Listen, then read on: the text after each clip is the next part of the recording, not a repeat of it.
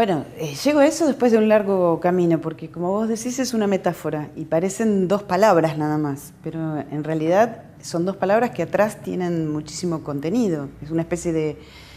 A mí no me gusta decir que es un concepto, porque un concepto implica una posibilidad de definición.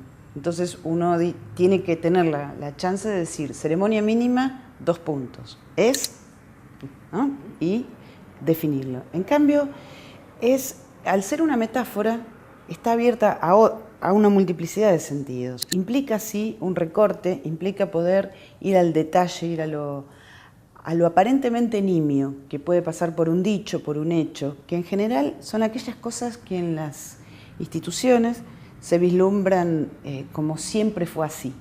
Eso que siempre fue así, cuando se empieza a hacer un trabajo de pregunta, ¿y por qué pasa esto? Que en general, bueno, en el caso que me compete, implica a niños que están en distintos escenarios, en escenarios educativos, sociojurídicos, judiciales, que en eso vengo trabajando en una distinción muy importante a partir de toda la transformación del sistema de protección de derechos.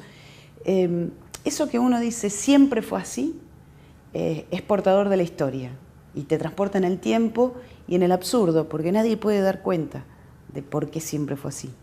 Son esas cosas que se repiten y en esa repetición está también la oportunidad de empezar a hacer algo distinto con lo que se hizo costumbre. Y lo de ceremonia tiene la grandilocuencia de la ceremonia, ¿no? Porque en general cuando uno habla de ceremonia piensa en algo que es grandilocuente. Darle valor al pequeño gesto, al pequeño acto. Por un lado, cuando se habla de ritual, implica que hay un esquema y hay un formato que lo que caracteriza al ritual, por lo que nos ha enseñado la antropología también, ¿no? Es la repetición. ¿Sí? Ese formato se repite, se repite, se repite, aunque varíe el contenido. Y la posibilidad de descubrir que en esta época que tanto se cree vivir sin rituales, ¿no? Y tanto rechazo hay a los rituales, en general aquello que hace a lo más significativo del ser humano, que está vinculado a la alimentación, a la sexualidad, a la muerte, esos rituales como que aparentemente desaparecen, nacieron otros cuyo formato y esa repetición están, por ejemplo, en los medios de comunicación y, por ejemplo, la vida cotidiana está absolutamente ritualizada. Lo que hace la ceremonia mínima es descubrirlo e interferirlo en la medida en que uno está dispuesto a prestarle atención a ese pequeño gesto, pequeño acto. ¿Puedes dar un ejemplo de esa intervención, ceremonia mínima, frente a un ritual? Sí, mira, tengo un ejemplo, 2 te doy. Uno es una frase que inició de alguna manera toda esta investigación y que estaba enunciada, entre comillas, se amotinaron los bebés. Digamos que hay una contraposición, ¿no? Hay algo que es discordante. Se supone que bebés no tendrían ni capacidad de organización, ni...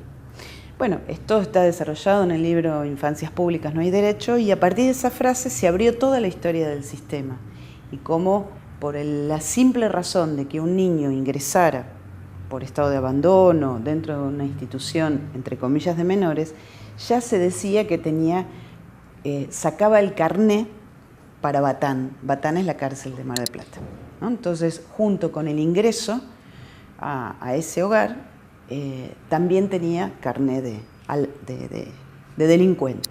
Al haber hecho toda una reconversión del sistema en ese momento, los bebés estaban en una nursería y en esa nursería justo se habían demorado, estaban cambiando unos, ese momento que se despiertan todos juntos y una de las nenitas más grandes dice, tío, vení a ver, le dice el jefe de departamento, pero ¿qué pasa? Escuchá el ruido. Los bebés están todos pegándole a la pared, entonces cuando él va, estaban las 10 cunitas y los bebés todos paraditos golpeando sonajero contra la pared.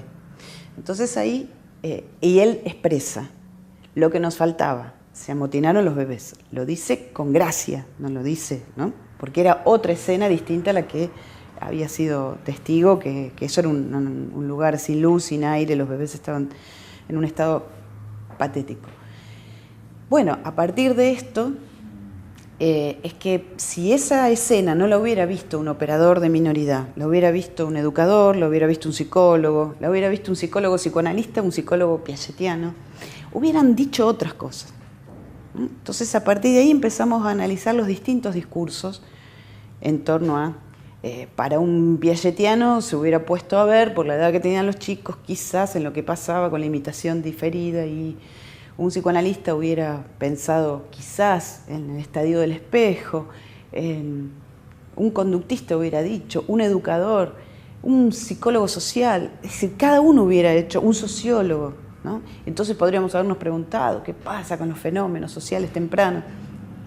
La frase los marca en un circuito determinado que está vinculada con esta otra, que es los chicos de otro hogar no llevaban los cuadernos a la escuela, los cuadernos de comunicaciones, y no llevaban los materiales. Entonces viene distintas notas escritas en las cuales de castigos distintos porque no cumplían.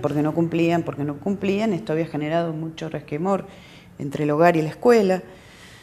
Bueno, cuando empezamos a indagar, las notas estaban dirigidas a señores padres. Entonces, digamos, la queja era, estos chicos van a ser delincuentes, ya empezaron. Digamos, la misma sintonía.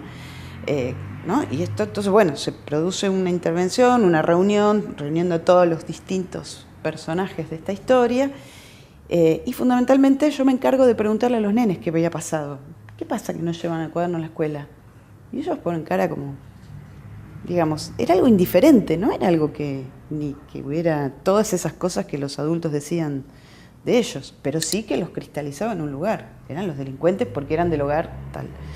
Entonces, cuando les pido, a ver, bueno, vamos a verlos, miren, estaban escondidos, los encontraron limpiando. Me fijo y las notas estaban todas dirigidas a señores padres. Y los chicos no estaban con sus papás ahí. Entonces, literalmente, ellos no respondían. Entonces, si señores padres no estaban, ¿a quién dársela?